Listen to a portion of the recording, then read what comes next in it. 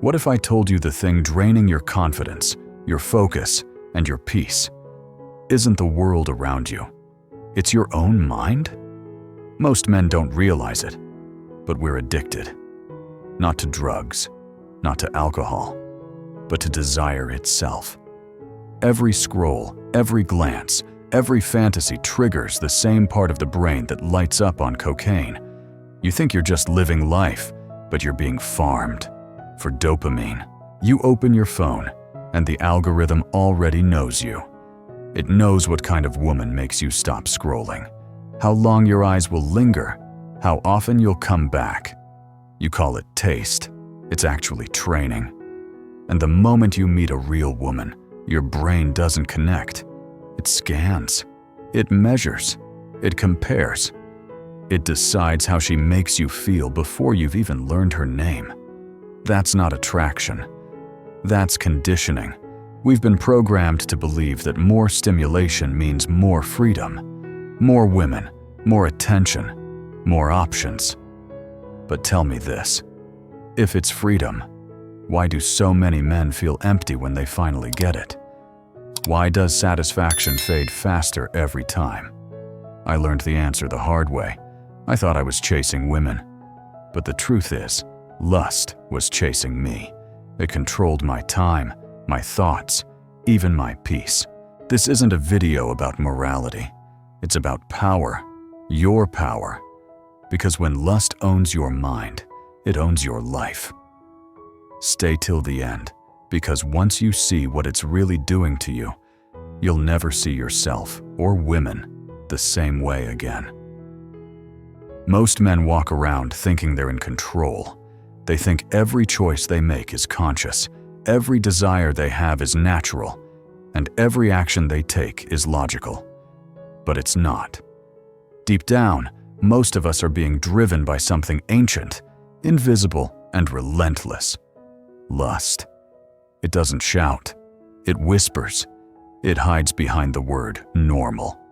It lives in the space between your glance and your thought, between your boredom and your impulse. You think you're choosing, but you're reacting. You think you're chasing pleasure, but pleasure is leading you on a leash. It starts young, 13, 14, when you first feel that surge of energy in your body and mistake it for power. Nobody tells you what it really is, just a biological spark looking for purpose. But instead of learning how to master it, you learn how to indulge it. And the more you feed it, the hungrier it gets. I remember when I realized it had control over me. I wasn't looking at women anymore. I was scanning them. Every woman became a potential dopamine hit. I didn't see a person. I saw a possibility. My brain wasn't connecting. It was calculating. Who would make me feel wanted? Who would prove I still had it? Who would give me that small chemical escape from emptiness? You might think you're immune. You might say, I'm not obsessed, I just enjoy women. But let me ask you this. How often do you feel restless when there's no stimulation? How often do you open your phone just to check something and end up scrolling for an hour? How often do you find your thoughts drifting, replaying fantasies you didn't even choose to start? That's not curiosity. That's conditioning. And here's the cruel trick. Lust disguises itself as ambition. It tells you that you're just confident, motivated, alive. It feeds your ego while starving your soul. You start mistaking excitement for meaning. You start chasing new instead of real. You start believing that satisfaction lives just one more woman, one more swipe, one more night away. But pleasure has no finish line. The more you feed it, the more it takes. You become numb to normal, bored with calm, allergic to peace. You think you're in control because you're the one choosing. But what if your choices have already been made for you? Look around. Every app, every ad, every headline is designed to hijack the same circuitry in your brain. They sell you stimulation and profit from your distraction. They want your attention fragmented, your energy divided, your focus weak. Because a man who can't control his desire can be sold anything that promises to satisfy it. Let that sink in for a moment. You're not just fighting temptation. You're fighting an entire system built to keep you addicted. And yet, the scariest part isn't the system. It's how normal it feels. It's how easy it is to confuse being aroused with being alive. I used to wake up thinking I was winning. New messages, new matches, new attention. But every win left me emptier. I'd look in the mirror and see a man with everything on the surface, but nothing underneath. It's like drinking salt water when you're thirsty. It feels good going down, but it only makes you crave more. That's the illusion of control. You think lust makes you powerful, but it's quietly stealing your strength. Every indulgence lowers your threshold for satisfaction. Every fantasy dulls your ability to connect. You stop seeing women as people. You start seeing them as mirrors reflecting how desirable you wish you were. If you are still here listening, ask yourself something. When was the last time you felt peace after chasing pleasure? When was the last time you felt whole, not just high? If you can't remember, stay with me, because in the next few minutes, I'm going to show you how this addiction hides behind 4 masks. Each one looks different, but every mask serves the same master: lust disguised as freedom. That's where most men lose themselves without even realizing it. Lust is clever. It doesn't show up looking like a problem. It shows up looking like you. It hides behind the parts of your personality you're most proud of. It wears masks so perfect you forget there's something underneath. The first mask is the hunter. He lives for the chase. He calls it adventure, charisma, or just being a man. But the truth is, the hunter is terrified of stillness. He's not chasing women.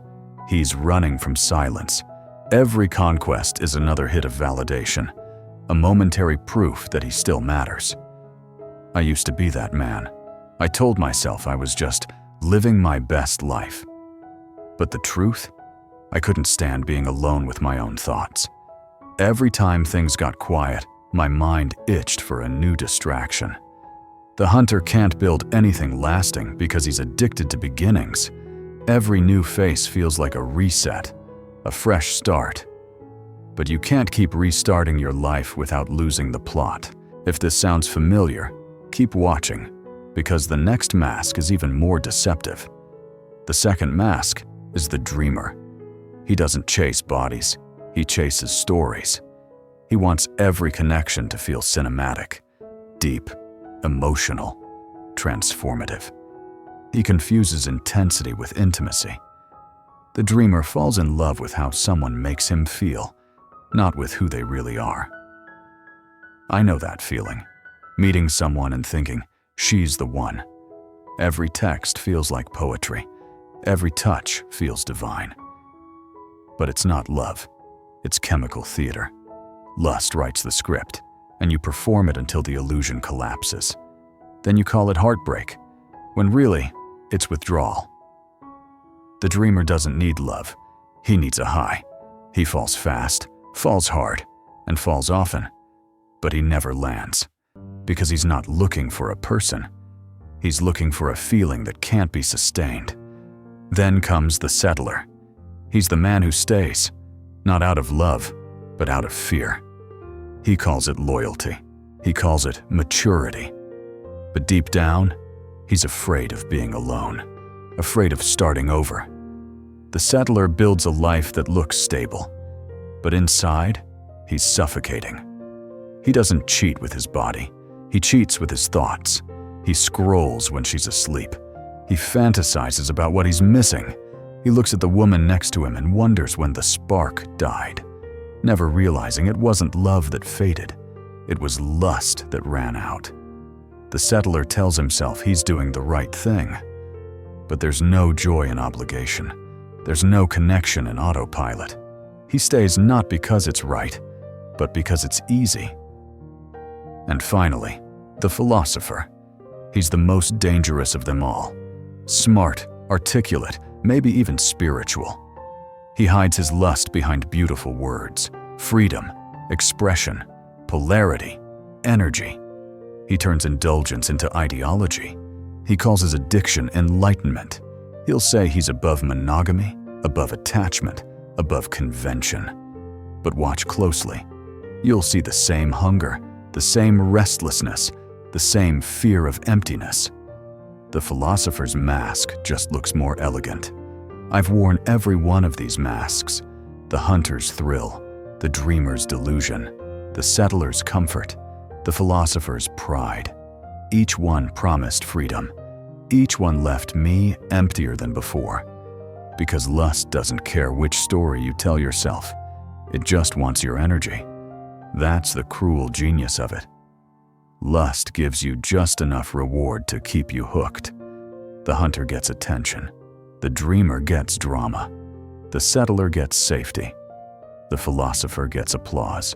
But every one of them wakes up the same way. Restless, unsatisfied, and quietly hollow. If you're still watching, it's probably because one of these masks sounds a little too familiar. Maybe you've been the hunter, or maybe you're wearing the settler's smile right now. Don't look away from that. Recognizing it is where freedom starts. Because until you name the mask, you can't take it off. Lust will tell you that you're missing out if you stop feeding it, that life will be boring, that women won't notice you, that you'll fade into the background. But the opposite is true. When you stop chasing, the world stops running from you. Your energy changes. People feel it. Women feel it. For the first time, they see you.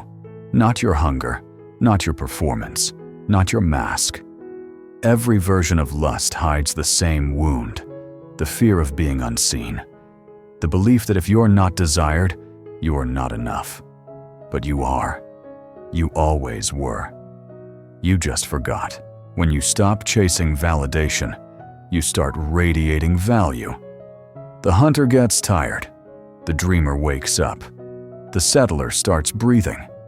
The philosopher runs out of words. And underneath it all, you meet the man you were supposed to be. That's where transformation begins. Because the only thing stronger than lust is clarity. There's always a moment when the noise finally dies. For me, it wasn't an explosion or some dramatic collapse. It was silence. I remember that night in a hotel room. The woman beside me was asleep, her breathing soft, steady. The air conditioner hummed. The city outside kept moving, but inside me everything stopped. I felt nothing. No excitement, no satisfaction, no connection. Just a cold emptiness that sat heavy on my chest. Everything I had been chasing, the validation, the thrill, the illusion of control, had led me here. Lust had promised me freedom, but it had quietly stolen every part of it. I lay there staring at the ceiling, realizing I wasn't alive anymore. I was just reacting to chemicals. Lust wasn't pleasure anymore. It was noise. It filled every corner of my mind until I couldn't hear myself think. That night, I didn't feel guilt. I felt grief.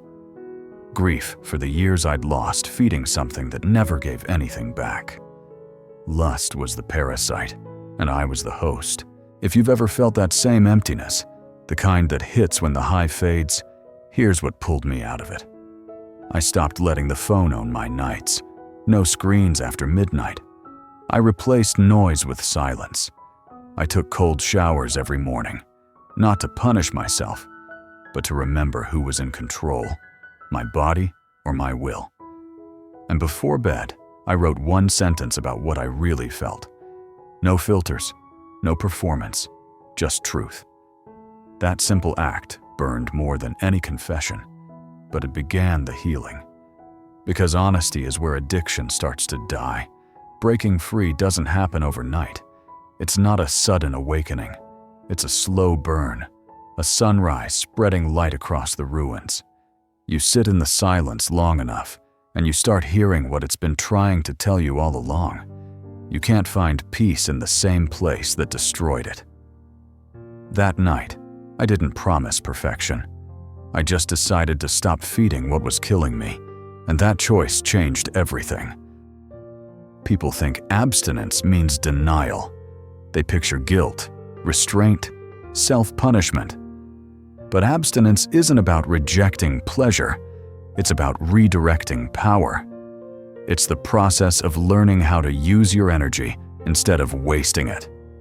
For the first time, I realized self-control wasn't a cage. It was a key. The first days felt brutal.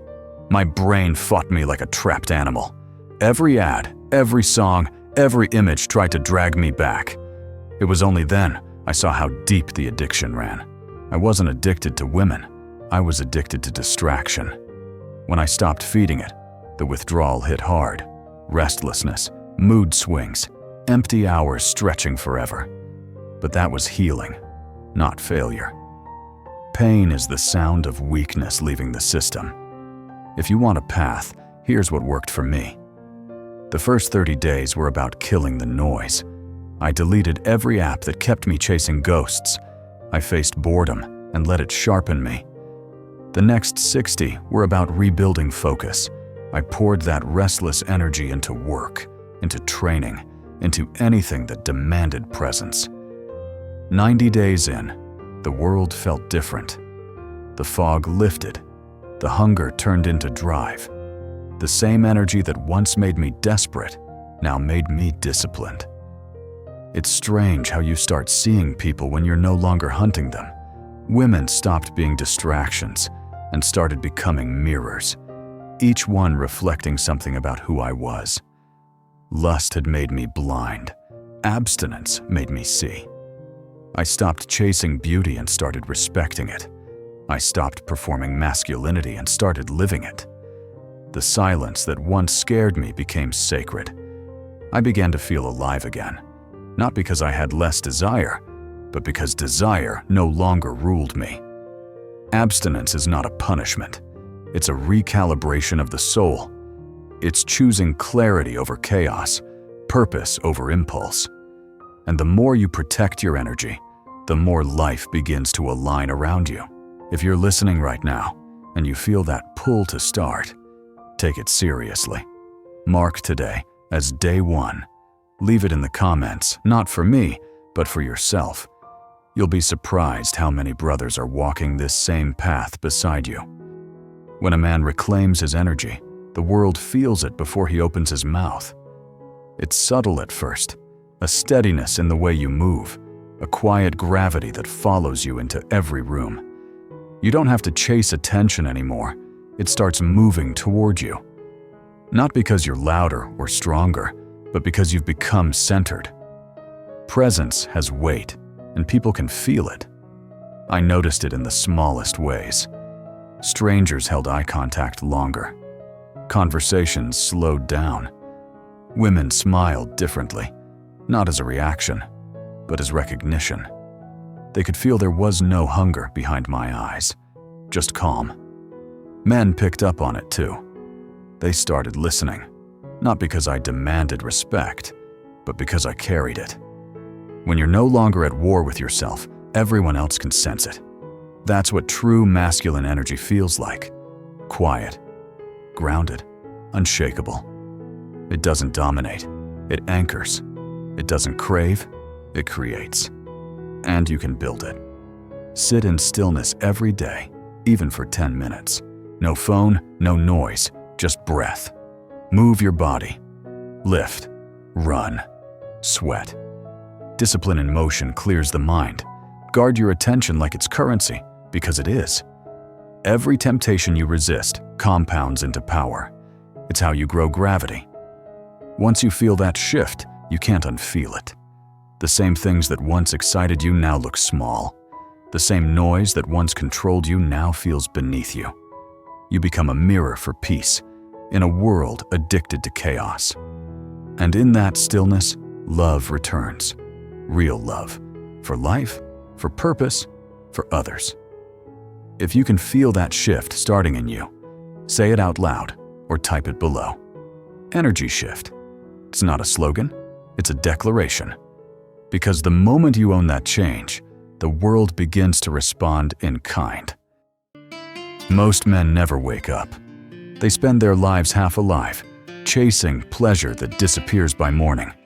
They confuse attention for love, excitement for purpose, addiction for freedom.